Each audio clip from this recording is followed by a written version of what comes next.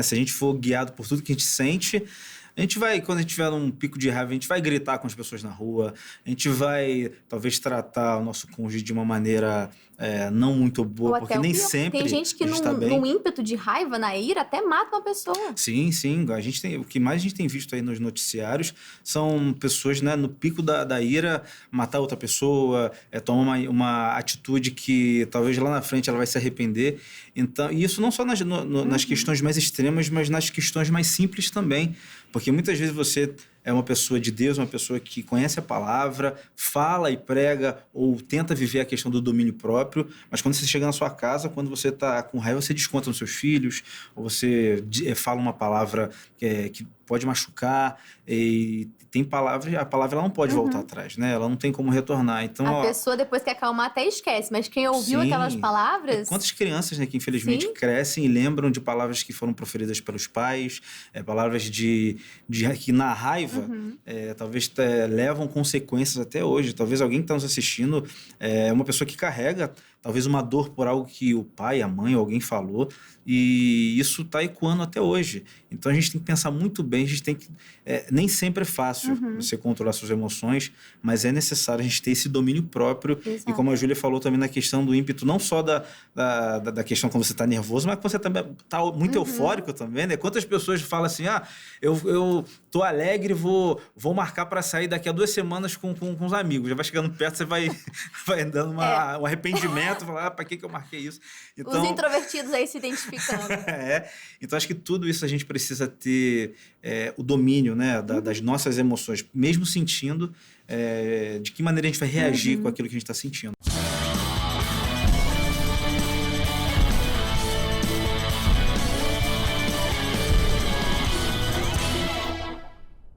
Oi, gente! Mais um podcast começando. Você que nos acompanha pelo canal CJC, pela TV ou pelo YouTube, seja muito bem-vindo. Está apenas começando aqui o programa onde estudamos mais da Palavra de Deus. Já prepara a sua Bíblia, porque hoje vamos começar, né, pelo capítulo 1 deste novo livro. Você acompanhou no programa anterior o panorama geral, a visão teológica sobre o livro de Ester. E hoje...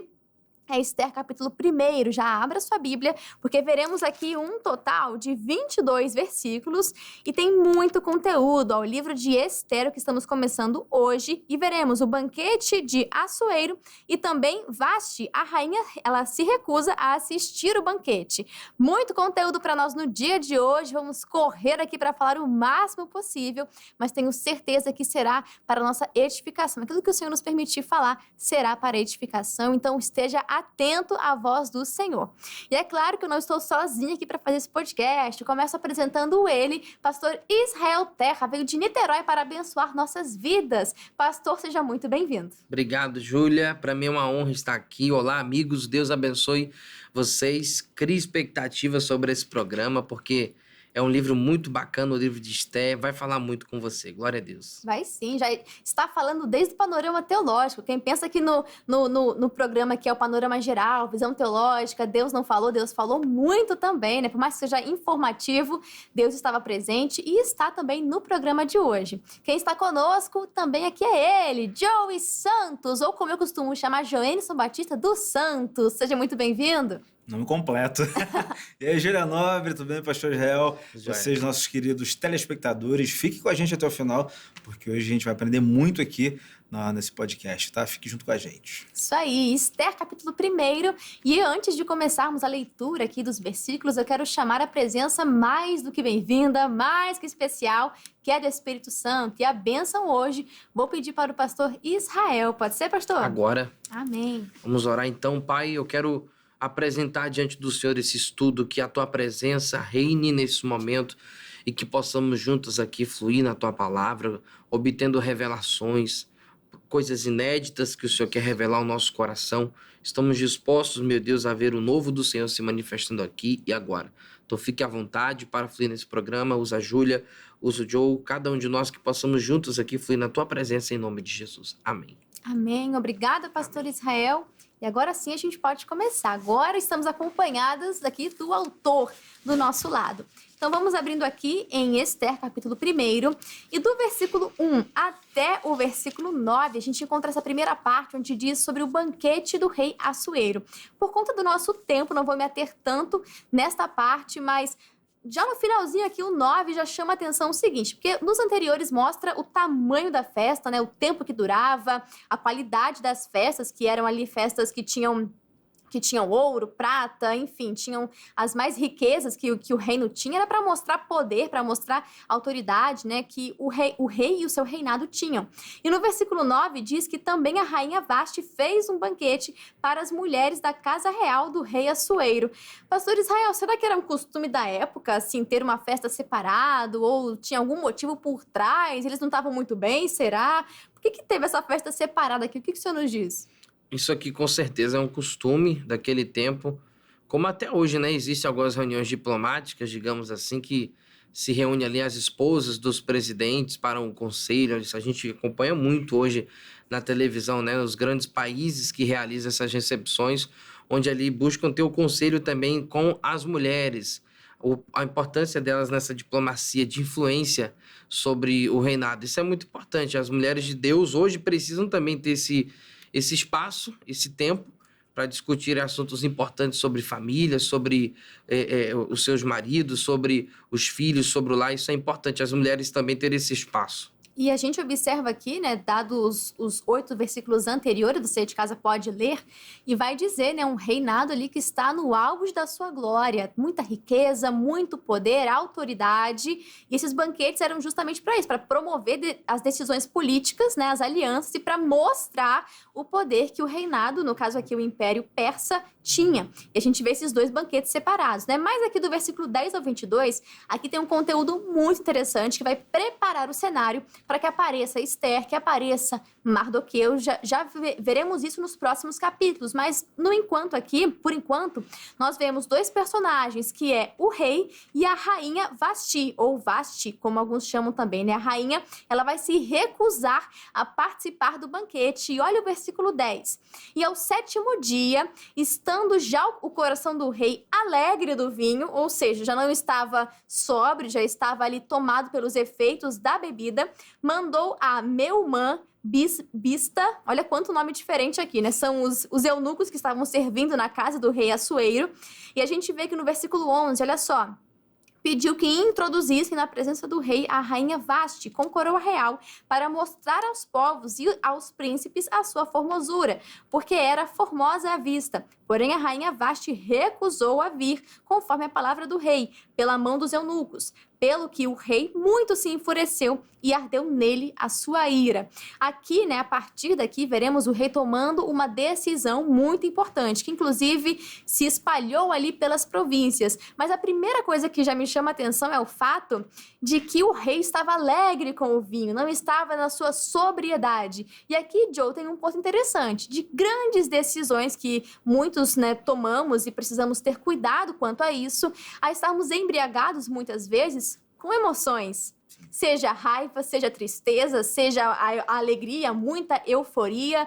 Não sei em qual momento, né, de pressão ou de muita alegria que você está passando, mas nesses momentos, nesses picos, redobre a sua atenção, porque você pode se deixar levar pelo vinho, né, no caso, e perder a sua sobriedade, e as decisões que você tomar, você não vai poder voltar atrás. Assim como o rei tinha um decreto, assim que ele fazia, não tinha como voltar atrás, era irrevogável. Então, nesses momentos de grande emoção, embriagados pela emoção, não podemos tomar grandes decisões, né, Joe? Tá nas nossas mãos a gente poder segurar aquilo que a gente está sentindo, né? Se a gente for guiado por tudo que a gente sente, a gente vai, quando a gente tiver num pico de raiva, a gente vai gritar com as pessoas na rua, a gente vai, talvez, tratar o nosso cônjuge de uma maneira não muito boa, porque nem sempre tem gente que a gente tá bem. num ímpeto de raiva, na ira, até mata uma pessoa. Sim. O que mais a gente tem visto aí nos noticiários são pessoas, né, no pico da ira, matar outra pessoa, tomar uma atitude que talvez lá na frente ela vai se arrepender. Então, e isso não só nas questões mais extremas, mas nas questões mais simples também. Porque muitas vezes você é uma pessoa de Deus, uma pessoa que conhece a palavra, fala e prega ou tenta viver a questão do domínio próprio, mas quando você chega na sua casa, quando você está com raiva, você desconta nos seus filhos, ou você fala uma palavra que pode machucar, e tem palavras, a palavra ela não pode voltar atrás, né? Ela não tem como retornar. Então, A pessoa, depois que acalmar, até esquece, mas quem ouviu sim. aquelas palavras... Quantas crianças, né, que infelizmente Sim. crescem e lembram de palavras que foram proferidas pelos pais, palavras que na raiva talvez levam consequências até hoje. Talvez alguém que está nos assistindo é uma pessoa que carrega talvez uma dor por algo que o pai, a mãe ou alguém falou, e isso está ecoando até hoje. Então a gente tem que pensar muito bem, a gente tem que...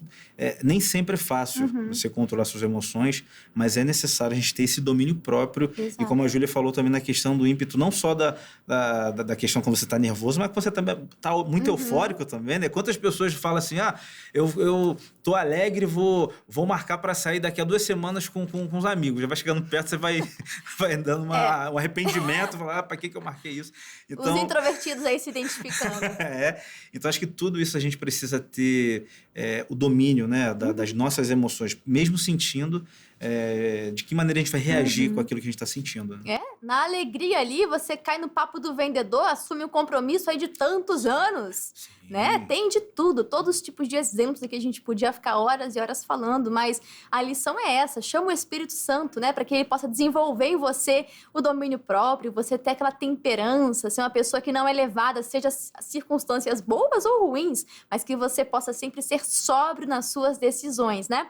E aí, pastor Israel, tem outras questões também, porque tantas outras coisas podem tirar a sobriedade, seja os desejos da carne, seja aquele anseio pelo poder, seja a comparação, tudo que vai contaminando as suas decisões. Isso é muito importante, né? Busca por aprovação, muitas vezes, isso deixa a pessoa completamente perdida e ela perde a sobriedade. O que mais o senhor daria de exemplos, assim, de coisas que influenciam e fazem com que a pessoa perca a sobriedade? Olha, ganância, você citou pontos importantes porque ele está rodeado de pessoas e dá para ver que está todo mundo aqui dominado pela vaidade. E as pessoas estão sendo, sabe, totalmente contaminadas por isso. Acho que 2026 isso está gritando por conta das redes sociais. Então as pessoas elas querem mostrar aquilo que elas não são e na busca por essa visibilidade deixa a vaidade tomar conta, então sai de si. Então a vaidade dominou ela totalmente, que ela perdeu toda a sua identidade. Porque alguém está embriagado, é isso que acontece. A pessoa ela perde sua identidade, ela fica fora de si. E a vaidade, para mim, é uma das coisas que faz a pessoa também perder sua identidade. Ela fala besteira, ela expõe as pessoas como ele está fazendo com ela, que ele está colocando ela numa situação totalmente desagradável de querer expor ela, porque ela mostra uma moça bonita, então ele está querendo expor o corpo dela, quer mostrar o quanto ela é formosa e tal. Então, assim, pela vaidade, as pessoas que estão loucas por isso estão dispostas a fazer qualquer coisa. A gente vive hoje um tempo onde todo mundo faz tudo por views. Então as pessoas parecem que estão totalmente malucas nas redes sociais, buscando aprovação, buscando visibilidade e parece que fora de si, na busca por esse ego, por essa notoriedade, fazem qualquer coisa. Isso é muito louco. Sim, e a gente vê, pastor, até na descrição que nós não lemos aqui, do 1 ao 8, a descrição das festas, e era justamente isso, para mostrar, né, para você fazer ali uma fachada bonita, ainda que não fosse. No caso, a gente vê que era um reino realmente, um império muito rico, muito próspero, né? Mas, às vezes, as pessoas, elas forçam uma coisa, querem mostrar uma coisa que não são, né? Mas Deus sabe como está o interior, Deus sabe toda a verdade, então muito cuidado. E aqui a gente vê que a rainha, ela recusou esse pedido. E, Joe, que impactos isso tem, levando em consideração que era um reino, assim, não era a cultura que nós temos hoje, não é a cultura que nós temos no Ocidente, era algo completamente diferente e era o rei que estava pedindo, não era só o marido dela, era o rei. Que impactos que essa decisão da rainha em recusar o convite, a ordem do rei, ela pode ter causado? A gente sabe que naquela época, se você entrasse na presença do rei sem ser convidado, você poderia até morrer, né? Então era algo muito extremo, né, nesse sentido, e a Vashti, por ela ter recusado essa questão de obedecer à palavra do rei, a consequência foi de nunca mais poder entrar na presença do rei.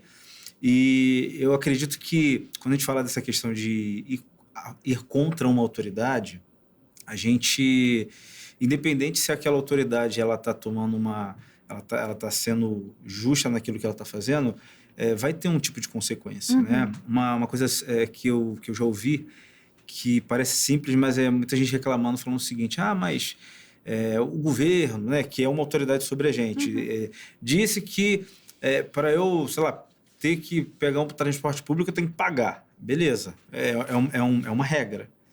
Mas aí você justificar, eu vou, sei lá, eu vou entrar no BRT e não vou pagar porque eu tenho essa brecha. Mas o governo, ele sempre, de alguma forma, tira de mim, né? Ou pelo imposto.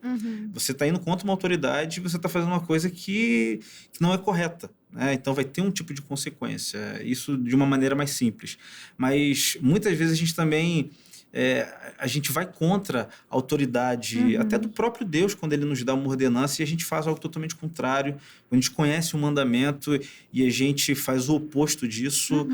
No mundo espiritual também tem consequências, né? Então, qual é a maneira que a gente está reagindo às autoridades, né? E a gente viu que aqui teve uma consequência para o reinado. Sim. A gente sabe que tinha todo o plano ali de Deus. De novo, nem mais falar da rainha, né? Para colocar ali Esther, mas quem foi Vasti, né?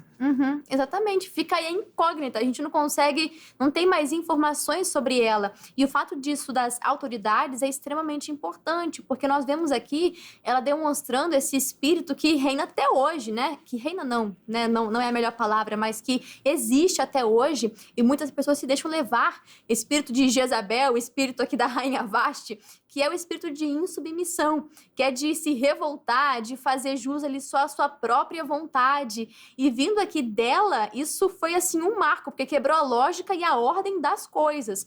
E pastor Israel, lá em 1 Samuel, como nós vimos aqui, já dentro do podcast bíblico, a palavra vai dizer que a rebeldia... ela é como um pecado de feitiçaria. Então, ali, quando a rainha se rebela, quando ela faz ali a sua própria vontade, talvez achando que estava respondendo apenas ao marido, mas era o rei, né? O que estava à frente de toda a Pérsia, ela estava se rebelando. E ali ela estava provocando algo e ela colheria as consequências disso. E é muito forte quando falamos sobre a rebeldia, ainda mais nos dias de hoje, a rebeldia contra Deus, a insubmissão contra Deus. Desde o jardim, pastor, a gente sabe que a serpente ela coloca esse tipo de conversa, de que nós seríamos como deuses, né? Se você fazer isso, você vai ser como Deus, vai ser o senhor da sua própria vida. Ou seja, essa conversa da serpente está em toda a Bíblia, com roupagens diferentes, e também no dia de hoje. O demônio, ele quer isso, ele quer propagar, ele quer ensinar a insubmissão e a rebeldia. Exato. Você falou uma linguagem que eu gostei agora, roupagem diferente, porque hoje existe até filosofias que ensinam isso para os dois lados, né? Mas a gente está falando de submissão, não importa se é mulher, um homem, se alguém submisso é rebelde, não importa se é homem ou mulher. No caso dela, terminou sofrendo consequências por conta desse movimento que todos entenderam como ato rebelde, e os conselheiros, eles teve esse receio do que o que ela fez influenciasse outras mulheres a agirem da mesma forma.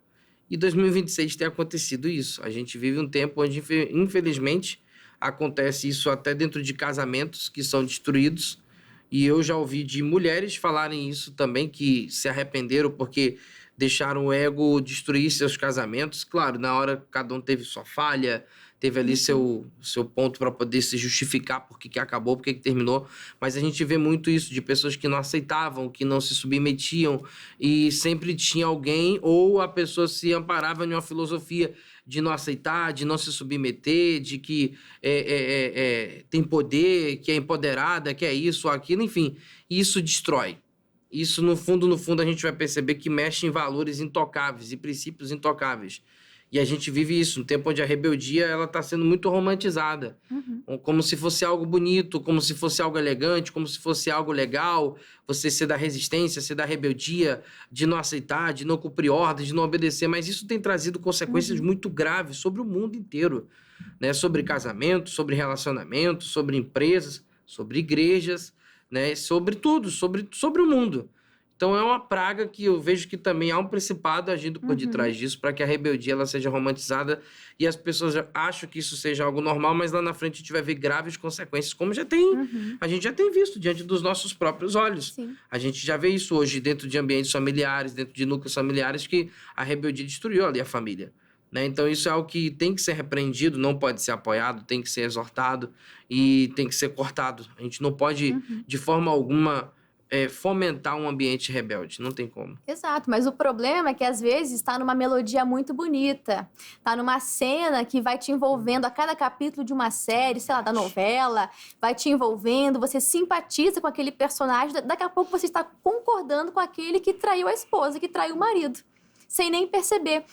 Essa é a estratégia, sempre foi, continua sendo, mas essa roupagem faz a gente, às vezes, ser enganado e que você não seja. A palavra hoje está te alertando a você não cair na conversa da serpente, que está até os dias de hoje. E o senhor falou muito bem sobre a questão familiar, porque nós vemos hoje em dia os papéis invertidos. E aqui, assim como a rainha, né, inverteu a ordem, e isso gera um caos, e aqui os conselheiros, né, estavam até orientando o rei de que isso poderia influenciar toda a nação, tanto que aquilo que foi decidido foi levado a toda a nação. Nós vemos aqui que cada um tem o seu papel e quando essa ordem é invertida, nós temos um grande problema. E trazendo para os dias de hoje, quantas mulheres não têm assumido ali o papel do homem da casa, e aí o homem acaba assumindo o papel da mulher, né? É claro, não estamos falando aqui da falta de cooperação, não é sobre isso, mas é sobre o papel, a responsabilidade, aquilo que a palavra já deixou declarado sobre a função de cada um, e esse é o mais saudável, é assim que é para ser, para isso fomos criados, cada um com o seu propósito, com a sua função. E quando nós falamos sobre isso, esbarra na palavra que o pastor Israel trouxe aqui, do empoderamento. E aí, Joe, é interessante a gente falar sobre isso, porque a maior forma de empoderamento, ou seja, de obter poder, é pelo Espírito Santo.